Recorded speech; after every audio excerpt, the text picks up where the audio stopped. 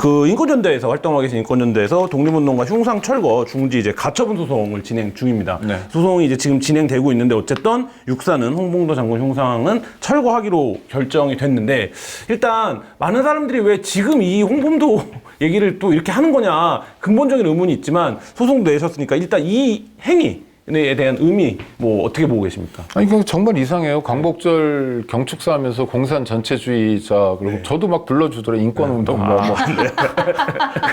인권 카르텔이다. 아니, 뭐, 하여튼 좋은데, 뭐, 무슨 생각이 있으시겠죠. 근데 그 생각이 너무 허무맹랑하고, 지금 논리대로면 뭐든지 안 돼요. 왜냐하면 2차 대전을 누가 싸웠냐면, 주축국하고 그 독일하고 미국, 영국, 프랑스, 소련이 같이 싸웠거든요. 네. 소련이 한반도에 진주해서 한반도를 해방시켜 준 겁니다. 네. 남북이 북쪽은 소련이, 남쪽은 미군이. 미군이. 그 연대했어요. 뭐 루즈벨트하고 연합군이었죠. 네. 그러니까. 근데 그런 역사를 어떻게 해요? 그러면 공산 전체주의가 미국도 되고 루즈벨트부터 네. 그 다음에 영국 뭐 처칠도 되고 프랑스도 되고 다 되는 거잖아요. 이게 말이 안 되는 거예요. 그러니까 안 맞는 걸 만들어낸 건데 그거 이전에 공동체가 어려움에 놓였을 때 공동체를 위해서 헌신하는 사람들이 있어요. 우리는 잘 못하지만 어떤 분들이 그래요. 정말 고마워요. 네. 홍범도 장군은 그런 면에서 대표적인 분입니다. 뭐 김일성도 독립운동 했댔지만 게임도 안 돼요. 정말 탁월한 업적이 있는 분이에요. 그런 분을 이렇게 모셔다 놓고 모욕을 줄 수 있냐라는 생각이 들고 또 이런 조중동 중에는 이런 것도 시비를 걸더라고요.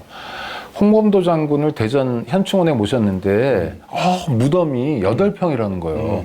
어마어마 대통령 보시기에 좋은 뭐 뷰가 좋은 데를 만들어줬대요. 그걸 또 비판을 했군요. 정말 화가 나는 게 대한민국 국립묘지에 누가 가는지 아세요? 모르시죠? 대한민국 국립묘지는 2가지 조건으로 갈 수 있어요. 기본적으로 첫 번째는 현충원이라고 있잖아요. 네. 서울과 대전. 현충원 안장 자격은 군대에서 20년 근속한 사람 갈 수 있어요. 국립묘지법에 나옵니다. 네. 호국원이라고 있습니다. 네. 이천 등에 있어요. 호국원은 10년 근속하면 갈 수 있어요. 그러니까 군인들 장기 근속자들 가는데요. 네. 또 하나 8평이라고 그랬죠. 실평수. 네. 8평이 누구의 무덤 기준이냐면 장군은 무조건 8평이에요. 네. 근데 홍범도 장군이 무슨 정말 이상한 장군들 많잖아요. 네. 쿠데타에 가담하고 뭐 처벌 안 받은 장군들 많아요. 이런 장군들이 안장된 8평에 안장됐다고 특별한 대접을 받은 겁니까? 대통령들은 몇 평인지 아세요? 대통령 80평이에요. 근데 그것도 최근 대통령만 김대중 대통령 같은 분들이 80평이고 네. 이승만 대통령 또 건국 대통령이라고 800평이에요. 묘역이. 네. 퀴즈. 박정희 대통령 몇 평쯤 될 것 같아요? 어렵다. 어렵죠. 네. 아니, 위냐 아래냐 이거죠. 아래. 100평? 아래? 아래. 1100평. 제일 많아요.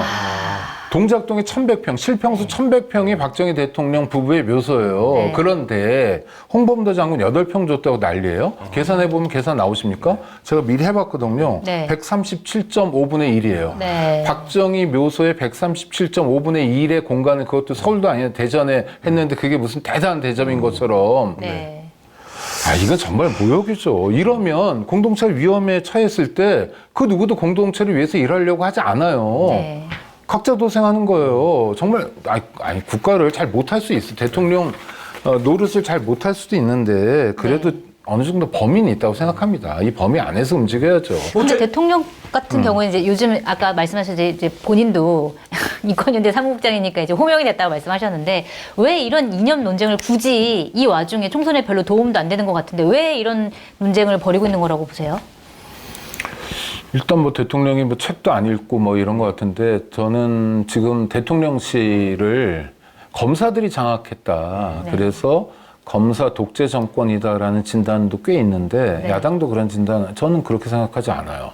초기에는 그랬던 것 같은데 지금 세력 교체가 좀 된 것 같아서 실제로 대통령실을 움직이는 사람들은 그 전향한 운동권들이라고 뉴라이트 뭐 이런 그룹들인 것 같아요.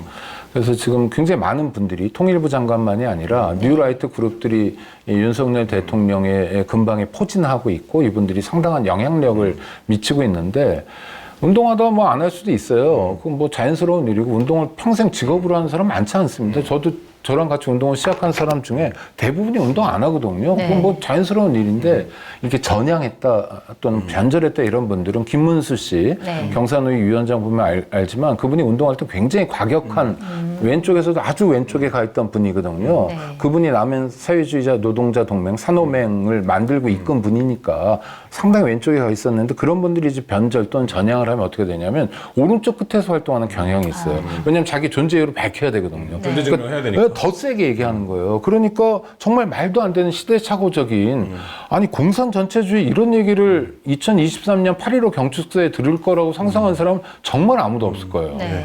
그리고 대통령은 원래 버전으로는 뭐 이념 상관없다. 나는 뭐 실용주의다. 나는 대한민국 1호 영업사원이다. 이런 쪽으로 말씀하시고 그런 쪽으로 자기 역할이 있어야 되는데 지금 얘기는 그냥 맨날 이념 얘기만 해요. 새는 좌우의 날개로 난다. 민주주의 아주 유명한 격언인데 네. 그것도 부인하시더라고요. 아, 좌우로 날래도 같은 피곤하면 방향이어야 된다는 거예요. 네. 엉뚱한 방향으로 가면 같이 못 난다. 엉뚱한 방향의 근거가 뭔지 아세요? 그게 뭐냐면 정부를 비판하는 게 엉뚱한 방향이에요. 네. 이거는요 아주 전형적인 파시즘입니다. 네. 100번 양보하면 유사 파시즘이에요. 네. 그 대통령이 파시즘에 기울었어요. 그러면서 이 전체주의가 속성이 뭐가 있냐면 전체주의가 막 상대를 의심하고 뭐 이런 게 많아요. 의심이 많고 뭐 어쩌고저쩌고 그러니까 자기를 제외하면 다 공산 전체주의가 되는 거예요. 네. 이런 모습들이 그 스탈린이나 히틀러에게 보여준 모습들이 윤석열 대통령에게 그대로 나타나고 있어요. 굉장히 비극적이에요. 그냥 전 조롱하고 싶어서 하는 얘기가 아니라 네. 아니 우리 대통령이 파시스트라면 그게 말짱하게 받아들일 건 아니거든요. 우리가 그래도 파시즘은 넘어서야 되잖아요. 민주주의 좀 잘 못한다. 이런 거하고 완전히 다른 차원으로 가고 있어서 그건 걱정입니다. 일각에서 이제 비판하는 게 뭐 복잡한 이념 얘기나 뭐 철지났다는 비판을 받고 있지만 이 이념을 끌어들이는 게 결국엔 문재인 정부 때 한 게 싫어서 다 이 홍범도 장군의 형상도 결국 이제 문재인 정부 때 탄피로 만든 시절을 제작이 된 거고 유해도 이제 문재인 정부 시절에 온 건데 결국 이제 이 문재인 정부가 그냥 단순히 싫은 거 여기서 비롯된 되게 이제 말하자면 저차원적인 대응이 아니냐 뭐 이런 지적도 있는데 그건 어떻게 보세요? 많은 문제들이 이제 그렇게 문재인 보이는데. 정부가 싫다고 얘기하지만 사실 문재인 대통령이 검찰총장 시켜줘서 대통령 하는 거잖아요. 네. 그러니까 많은 분들은 지금 문재인 정부 2기라고 말하는 분들도 있는데 네. 문재인 대통령이 최대 치적이 정권 재창출이다 농담식으로 이런 네. 얘기도 할 정도니까 그건 잘 모르겠고요. 그렇더라도 저는 범위가 있다고 범위. 생각해요. 예, 대통령이 해야 될 일과 한선을 그럼요. 네. 그런데 그걸 지나치게 넘어서 버린 거고 공산 전체주의라는 얘기를 계속 하고 있는데 특정하지 않잖아요. 네. 그러면서 특정하는 건 뭐냐면 정부 입장에 반대하거나 네. 정부가 가려는 방향하고 다른 방향으로 가거나 하거든요. 이건 정말 민주주의에 대한 중대한 훼손이에요. 이렇게 하면 안 되는 거죠. 네. 이렇게 가고 있어요.